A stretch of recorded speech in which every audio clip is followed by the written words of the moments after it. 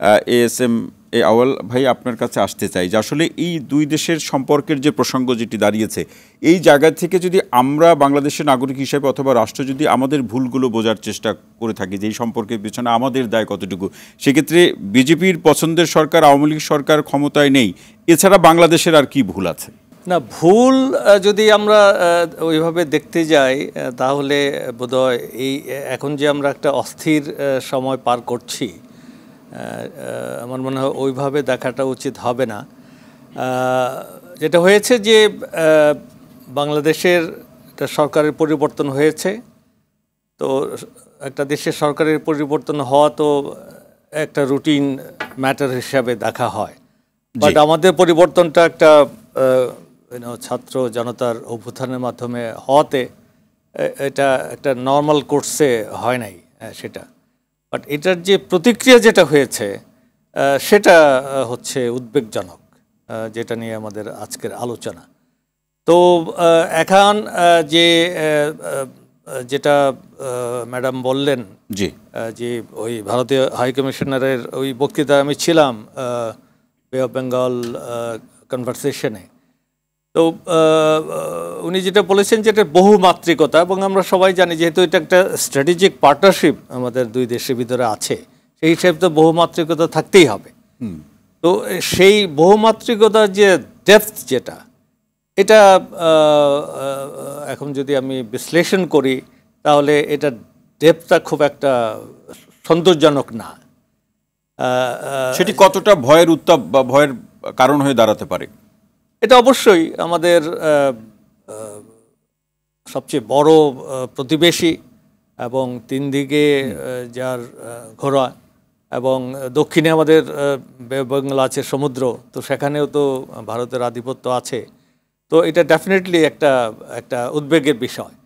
আর আমাদের এর ফলে যে যে সমস্যাগুলো হচ্ছে, যেমন দুই দেশের ভিতরে যে পারস্পরিক বাণিজ্য সেটা বাধাগ্রস্ত হচ্ছে,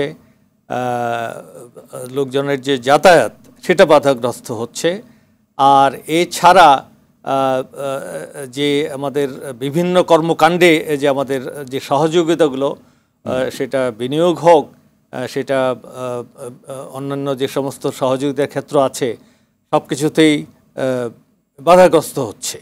তো সেটা তো কোনোভাবেই কাম্য না।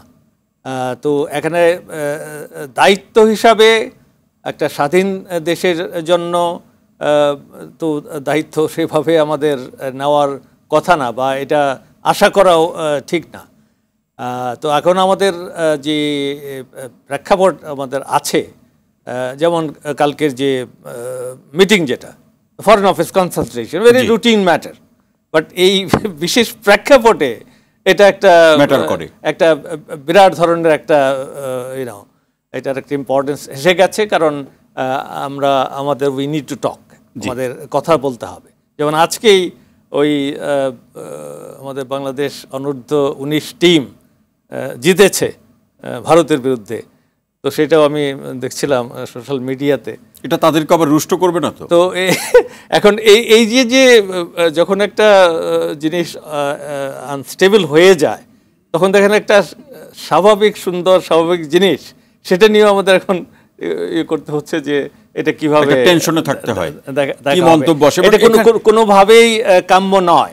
আমরা এটা অবশ্যই আমাদের ওভারকাম করতে হবে, এবং এটার জন্য ওই যে কুল হেড মাস্ট প্রিভেইল, এটা করতে হবে। আমাদের যে ইন্টারনালি আমরা যেটা করব সেটা একদম স্বাধীন দেশ হিসাবে আমরা নিশ্চয়ই বিশ্লেষণ করব। এখানে যে কনসার্নগুলো ব্যক্ত করা হচ্ছে, এগুলোতে আমাদের কি ধরনের কার্যক্রম আমাদের গ্রহণ করা দরকার, সেটা মাইনরিটির যে ইস্যুটা সেটা, বা তাদের নিরাপত্তার যে কনসার্ন আছে সেটা, সব কিছুতেই আমরা জিনিসটা আলোচনা করে দেখব যে এটাতে কি সমস্যা হয়। But end of the day যেটা দেখা যাচ্ছে যে হাইপ ক্রিয়েট হয়েছে, এটা বেসিক্যালি আমাদের এই যে দুই দেশের রিলেশনশিপে তো হাই অ্যান্ড লো এটা বহুবারই হয়েছে।